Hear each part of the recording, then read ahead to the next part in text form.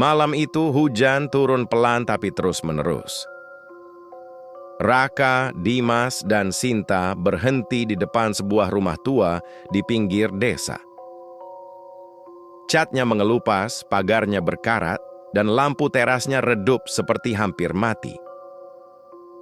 Rumah itu mereka sewa lewat iklan online.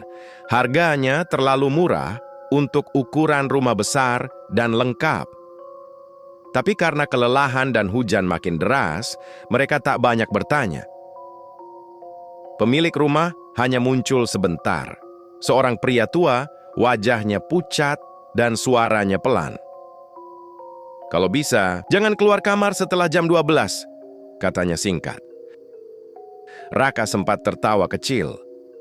"Tenang, Pak. Kami cuma numpang tidur." Pria itu tidak ikut tertawa.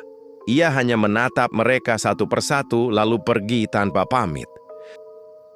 Begitu pintu rumah tertutup, udara di dalam terasa dingin. Bukan dingin biasa, tapi seperti ada yang mengawasi. Sinta merinding. "Kenapa rumah kosong begini ya? Kayak lama nggak ditempati." Dimas menyalakan lampu ruang tengah. Cahaya menyala, tapi sudut-sudut rumah tetap terasa gelap. Tanpa mereka sadari, jam dinding tua di ruang tamu mulai berdetak lebih keras. Pelan, tapi teratur. Tepat pukul 12 malam, hujan berhenti. Suasana jadi terlalu sunyi. Mereka sudah masuk kamar masing-masing. Lampu dimatikan, mata terpejam.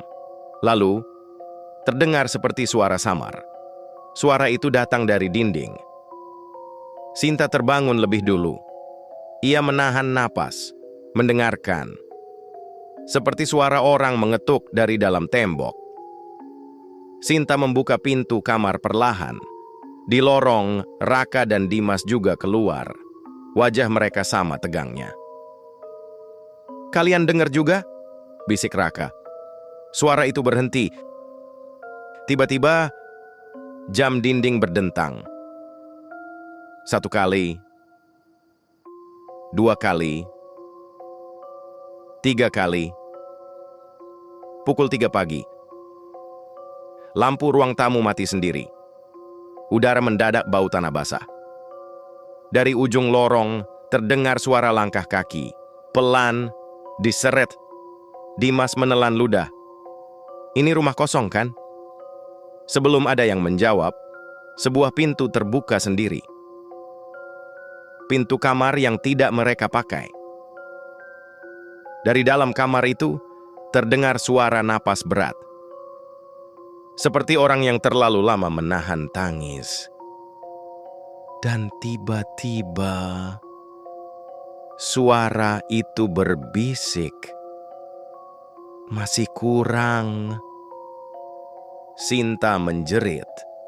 Raka berlari ke arah pintu depan. Tapi pintu itu tidak bisa dibuka. Suara tawa pecah di seluruh rumah. Bukan satu, tapi banyak. Dinding bergetar. Jam dinding berhenti berdetak. Dimas jatuh terduduk. Di kakinya muncul bekas tangan hitam yang perlahan merayap ke atas. Sinta menangis. Tubuhnya kaku. Matanya menatap ke arah cermin ruang tamu. Di dalam pantulan cermin, mereka bertiga tidak terlihat utuh. Ada sosok lain berdiri di belakang mereka. Wajahnya rusak. Mulutnya sobek sampai telinga.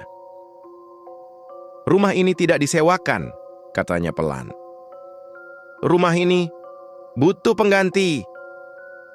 Lampu menyala kembali. Pagi hari, warga desa menemukan pintu rumah itu terbuka. Rumah kembali kosong. Tidak ada tanda-tanda Raka, Dimas, dan Sinta. Hanya 3 tas tergeletak rapi di ruang tamu. Dan sebuah tulisan baru di papan iklan depan rumah. "Rumah disewakan. Harga nego. Murah, sangat murah. Karena harga sebenarnya dibayar dengan nyawa. Tak ada yang tahu berapa orang sudah masuk ke rumah itu. Dan tak ada yang benar-benar yakin berapa yang pernah keluar. Karena rumah itu tidak meminta uang. Ia hanya menunggu siapa yang cukup berani atau cukup nekat untuk membayar harganya. Dan malam ini, jika kamu melihat iklan rumah murah yang terasa terlalu menggiurkan, ingat satu hal. Mungkin bukan kamu yang sedang mencari rumah itu, tapi rumah itu yang sedang menunggumu.